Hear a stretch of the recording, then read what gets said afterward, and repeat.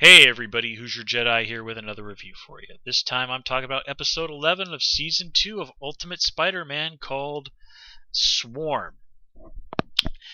Um, Overall, I think this is an alright episode. It just feels kind of paint by numbers. You know, this sort of feels like a plot that they could have used, and probably have if I were to spend some time thinking back on it, in other stories. But anyway, let's just kind of get into the nitty-gritty of what's going on here. And our villain this time around is Swarm. And he's pretty different than he is in the comics. In the comics, Swarm is basically a super Nazi made of living killer bees. Yeah, that's right. A super Nazi made of living killer bees. And he's an oddly entertaining villain. I've only really remember reading one appearance by him. It was when he had a fight with the Runaways, which are a team of characters from the Marvel Universe I'm very, very fond of. But anyway, he's just one of those characters that's just so ridiculous and over the top, but you know, in that sort of way that makes comics fun. Here he's been replaced as just sort of an Asian fella. His new name is Michael Tan, with just sort of a generic chip on his shoulder against Tony Stark's story. Again, he's pretty one note as a character.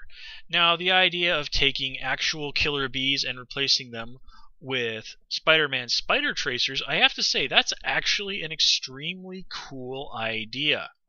The spider tracers are a long established part of Spider-Man's history, and doing this with them really takes them in a new and interesting direction. And as this episode shows us, it's pretty ironic for Peter to have his own technology turned against him.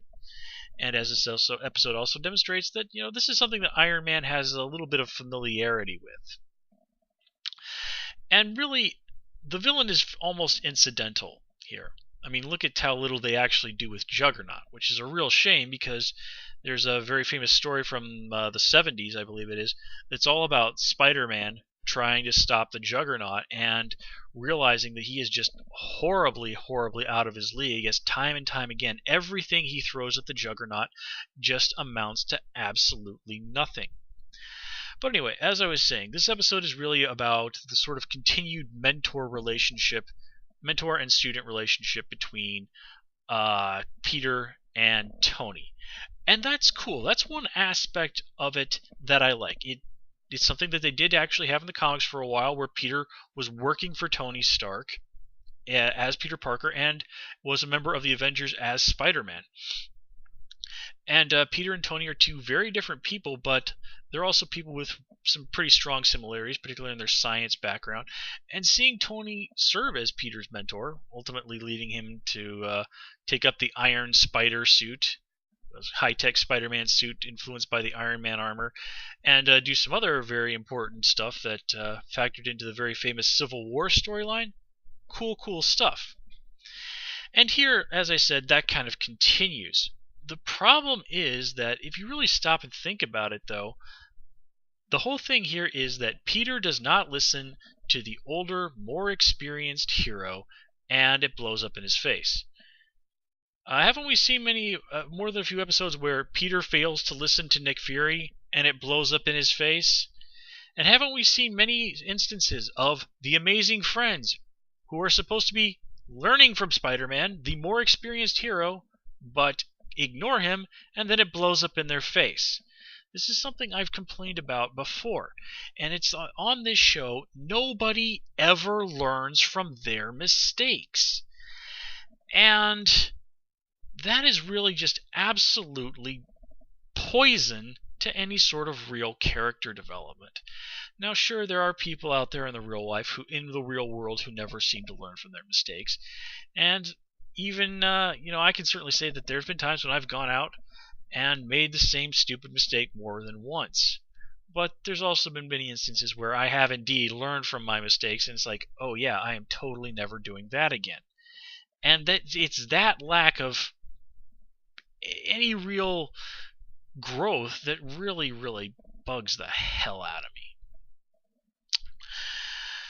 But anyway, just kind of going back to talk about a few more things from this episode.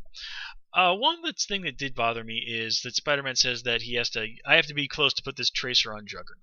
Well, I'm pretty sure there are many instances in the comics where Spider-Man just sort of treats it like a shuriken and like throws it on them from a distance, and they never even notice. Now, granted, there are of course many times when he does exactly that. He gets in close and slaps it on the bad guy when they're not paying attention. So I can kind of go along with that, but you gotta think the Juggernaut's a pretty darn big target. But anyway, speaking of villains, the whole thing of Michael referring to himself as just a worker bee in Tony's in Stark Industries. Oh, jeez, that was probably meant as a little bit of a nod to those of us who are familiar with the version of the character from the comics, but to me that was just such a lame and terrible joke. And also, Tony, given what this guy has done, why are you just firing him? Why shouldn't you be calling the cops? I mean, he did endanger the lives of your other employees and attack Spider-Man, so that's assault and reckless endangerment, destruction of private property. Seriously, you should have just thrown. If you'd done that, if Tony had done that, this whole situation probably would have been avoided. It's just like, hey, security, go hold on to this guy until the cops get here. Yeah. One nice shout out that they did have in this episode was Tony very briefly mentions Richards particles, and this is of course a reference to Reed Richards, aka Mr. Fantastic of the Fantastic Four, sort of the guy, one of the go-to science guys of the Marvel Universe, responsible for unstable molecules, which are Deus Ex Machina for so many things, not the least of which are the Fantastic Four, and more than a few other superheroes' uniforms not being destroyed by their powers and whatnot. Also, I got a kick out of when Spider-Man said neck. He was going to say neck. I think that counts as getting a little bit of getting a little crap past the radar. And I definitely always enjoy when kid shows do that. Then again, this is also the show that snuck in references to Midnight Cowboy.